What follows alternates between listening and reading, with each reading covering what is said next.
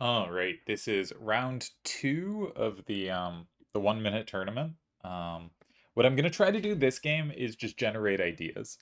First thing I notice is Smokes has an easy Sarah setup, but Adia covers that pretty well. A lot of rares this game. Adia is of course not safe, so what are some potential starter ideas? Our hand definitely from DJ's perspective, we want to be going left, and maybe Smokes doesn't want to go right. So given that we have like all corner cards for 1 and 7, just kind of chucking one of them in 3 or 9 makes sense. I don't have any particularly strong instincts here. Smokes has some trouble going down, so maybe 9 makes a little more sense than 3. Okay. He goes 1. He is the recapture in 2. This is not directionally where I was thinking, but you can certainly see the point. We have recaptures, and it creates a problem for Smokes, which the moves I suggested did not do. I think Smokes' most natural setup in 3 is Sarah, but that's kind of dangerous to do. It's hard to ever go next to Sarah if you do that. So, are there other setups? There's 946A. Chance that's a little more appealing here. Um, we're trying to generate ideas. A7, 5, 6, and 5. I feel like Adia is too strong there, though I could certainly be wrong. Um, yeah, those are the initial moves that come to mind. I think if you're going to ignore it, you don't really have safety yourself. Like 946A and 9 is not safe itself. Okay, he just takes it, takes this off the board. Is he trying to build out a wall against DJ's weak left? Yes. This is wise, I think. Um, Now DJ has a choice. He can go in 2, which does set him up in 5, so he will still have stuff he can take. Though it's hard for him to go in 7. He kind of needs 6895 is going to have a lot of rolls. Smokes is doing a nice job of pressuring this. Yeah, so he uses 6895 and 7, and Smokes immediately flips it and is just sort of I'm going to stop generating ideas here to talk about what Smokes is doing, but he's playing a very directional game. Um, and one thing you notice, like sometimes when you play beginners, and you don't win, you're like, that was so frustrating. All they did was take stuff, and I happen not to have the right card at the end. But when all they did was take stuff, you always had to be responding to what they were doing, and you used up all your power in that direction, and very naturally ended up with a bad card. And I think that's sort of like Smokes is playing against a lot of cards in DJ's hand, but often the way to do that is to just make it a game of a lot of captures and cards close together. No playing on the diagonals. Um, One thing about 5 starters is directional strengths tend not to matter near as much, which is a very curious effect of 5 starters. And part of it is that the game isn't this like cluster of cards in the same way. So DJ sort of doing what he can to make it not directed exactly that way. That makes sense to me.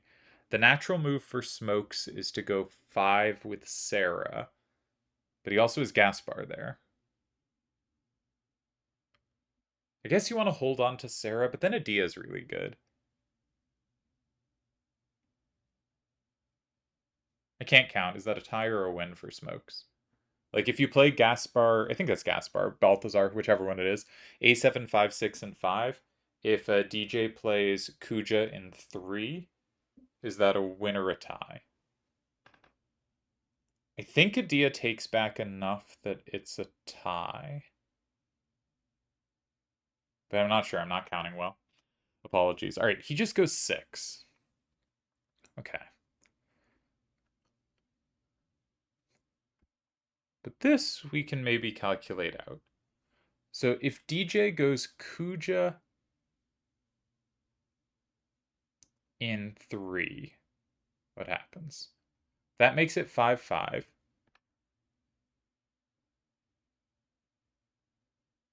Ah, there's 9955 in 2. Yeah, I missed this. 9955 in 2. And because he combos through, Adia only takes back one thing. Okay, I probably missed 99% of what was going on that game, but that was an interesting game. I think nicely directed by Smokes. I did want to say, but I didn't have time at the start. I think these are going to be. I think, I mean, obviously, now the match is over, but I think these are two really strong players in this format. Um, I think they both have really good instincts. DJ beat Akiyama in the first round, which is obviously very impressive, but I don't think is shocking in the way I yeah.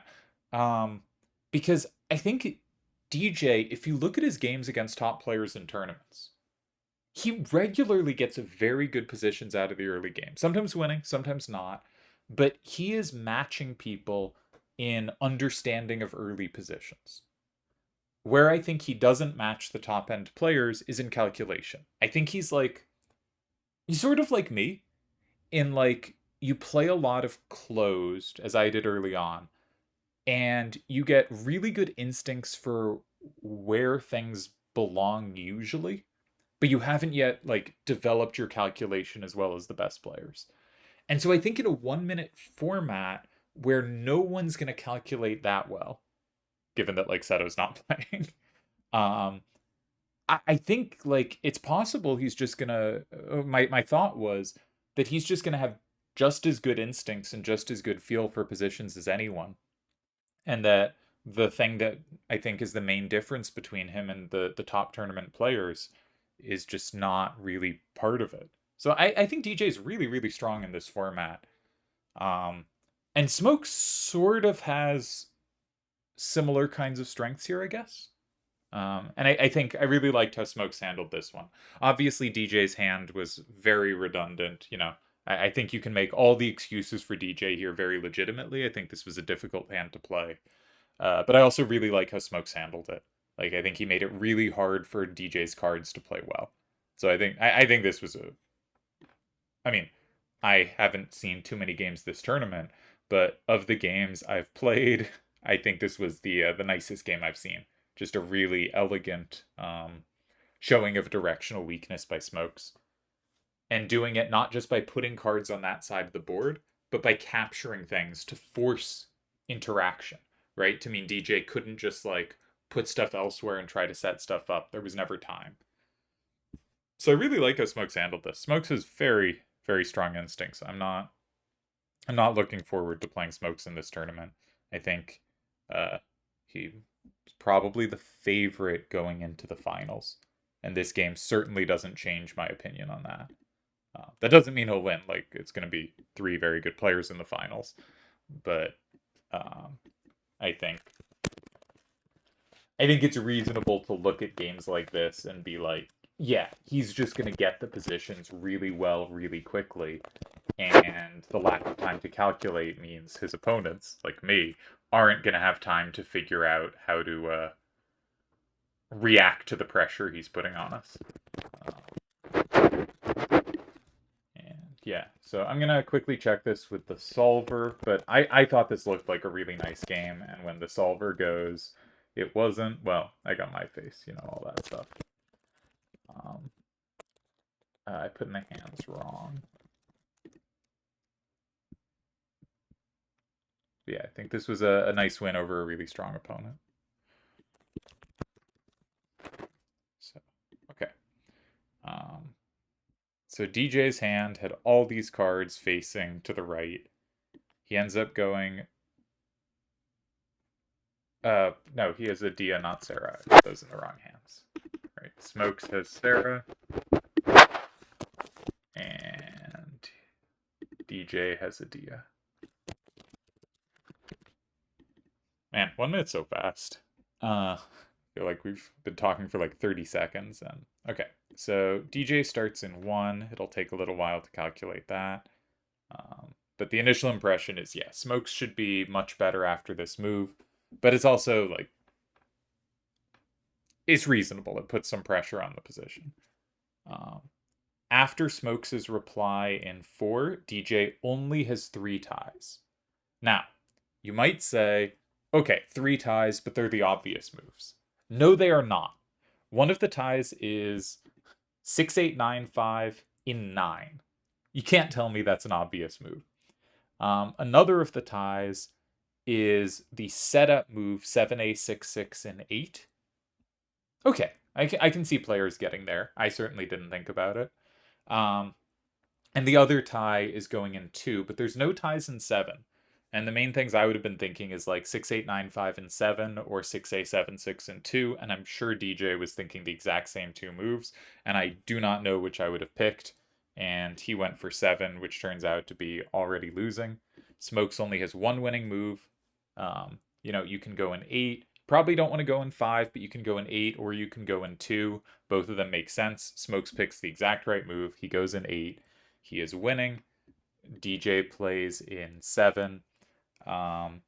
Smokes did have wins in 5, but he goes for the simple win in 6, which he had calculated nicely that he can beat 3 with the plus in 2. Yeah, very nicely played by Smokes here. And really not a game I'd feel certainly bad about in 1 minute. Like, this is much better by DJ's side than like most of the games I've played in this 1 minute format. I would not feel bad about this game, and I think Smokes played fantastically, like possibly perfectly, right? He wasn't winning after the starter. He played a move that gave the opponent 3 ties. That's probably about as well as you can do. Maybe there's something with fewer ties, but that's got to be in the conversation for best move. And then DJ picked one of the 2 most standard options, and it happened to be the worst one, and Smokes converted perfectly. Yeah, great game by Smokes. Okay. I would say, based on what I've seen, Smokes coming into the finals is looking like the best player here. And I also thought that Smokes in the last major, what was it, Triad Wars? I thought he played really well there too. And so I don't think he's actually been playing much, but I think his brain is really clicking well for Triple Triad right now. Maybe he has been playing and I just haven't noticed, but I think he's really, really sharp at the moment and playing very well. All right, let's call it.